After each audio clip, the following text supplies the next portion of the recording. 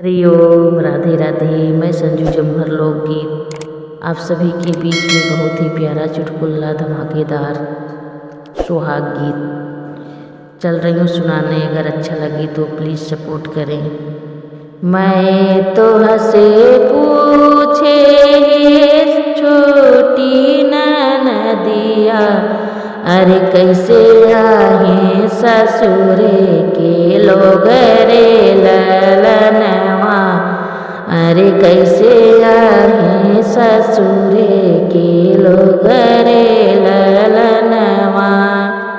मैं तो हंसे पूछे छोटी नदिया, अरे कैसे आहे ससुरे के लोग रे ललनवा, अरे कैसे आहे ससुरे के लोग रे ललनवा। अरे ससुरुताया है हमारे बन के सियरवा, अरे रतिया में करे हो कहूँ रे ललनवा, अरे रतिया में करे हो कहूँ रे ललनवा। अरे ससुरुताया है हमारे बन के सियरवा, अरे रतिया में करे हो कहूँ रे ललनवा, अरे रतिया में करे हो कहूँ रे ललनवा। मैं तो हंसे पूछूँ हे छोटी नदिया, अरे कैसे आहे जेठवा तुहार रे ललनवा, अरे कैसे आहे जेठवा तुहार रे नदिया।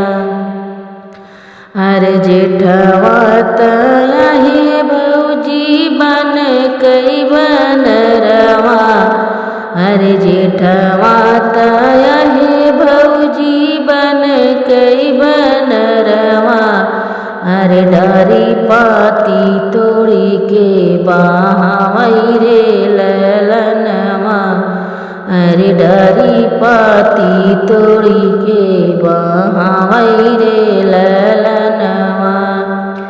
मैं तो हंसे पूछूँ हे छोटी नदिया, अरे कैसे आहे देवरा तुहार रे ललनवा, अरे कैसे आहे देवरा तुहार रे नदिया।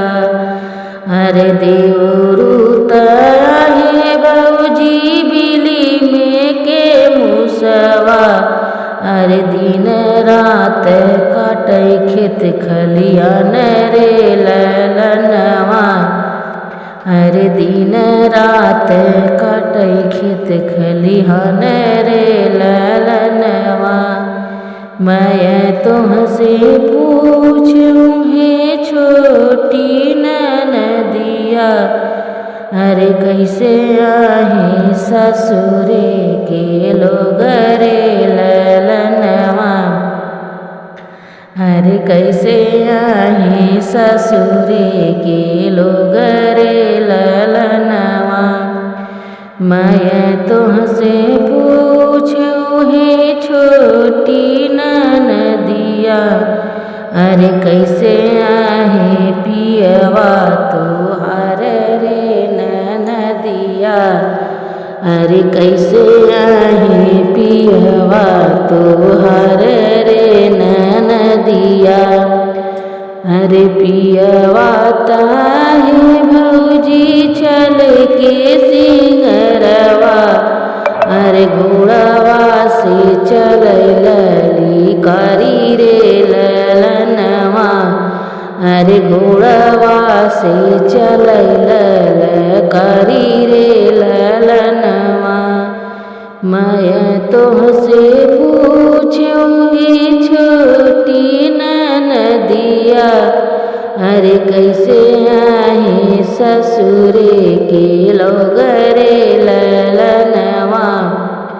अरे कैसे आही ससुरे के लोग रे ललनवा। मैं तुमसे पूछूं है छोटी ननदिया। अरे कैसे आही ननदी तोहार रे ललनवा। अरे कैसे आही ननदी तोहार रे ललनवा। अरे ननदी ताही भौजी मोरी बैरिनिया। अरे पियवा के लेथिन कमाई रे ललनवा। अरे पियवा के लेथिन कमाई रे ललनवा। यह चुटकुला सुहाग गीत आप सबको कैसा लगा बताइएगा ज़रूर। और कहाँ कहाँ से आप लोग देख रहे हैं सुन रहे हैं तो कमेंट करके बताइएगा।